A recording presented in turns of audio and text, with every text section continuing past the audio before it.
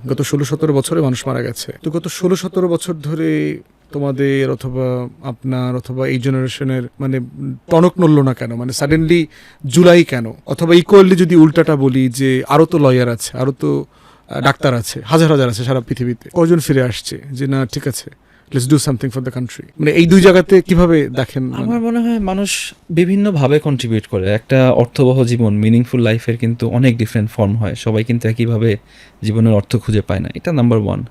Number two, গত 16-17 বছরের মধ্যে আমার অনেস্ট হইতে হবে, রাইট? আমার কিছু সময়ে কিছু জিনিস আমাকে অনেক বেশি নাড়া দিয়েছে, কিছু সময়ে দেয়নি।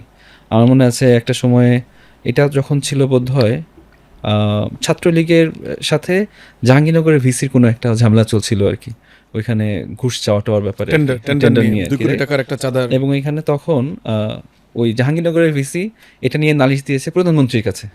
তো আমি সেটা নিয়ে ফেসবুকে লিখছি যে আমরা তো এটা তো ডনের মতো একটা ব্যাপার স্যাপার।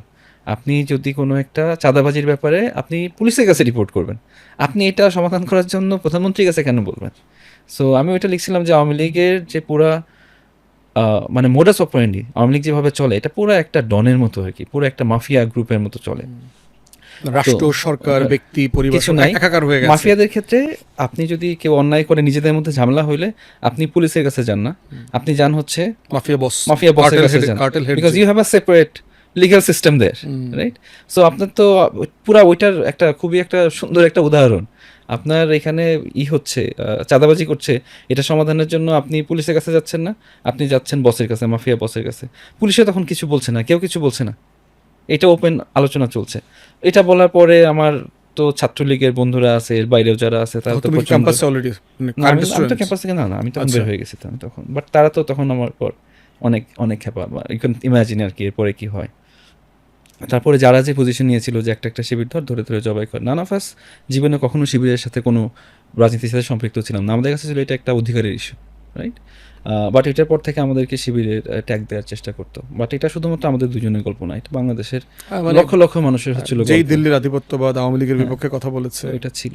তো যেটা বলছিলাম যে এই রাজনীতি সচেতনতা এইরকম, আমি আমার সময় আমার যা বন্ধু বান্ধব আছে বা চারপাশে দেখি প্রায় সবারই দেখেছি আমি নানা সময়, যারা একদম কার আওয়ামী লীগ ছিল না তাদের সবাই বিভিন্ন সময়ে তাদের টনক নড়েছে। 2013-তে অনেকে, আমার তো মনে আছে শাপলা ইনসিডেন্টের সময়গুলোতে আমার ফ্রেন্ড অনেকে অনেক কিছু লিখেছে, তারপরে আবার তাড়াতাড়ি ডিলিট করেছে যখন অবস্থা আরও করুণ হলো।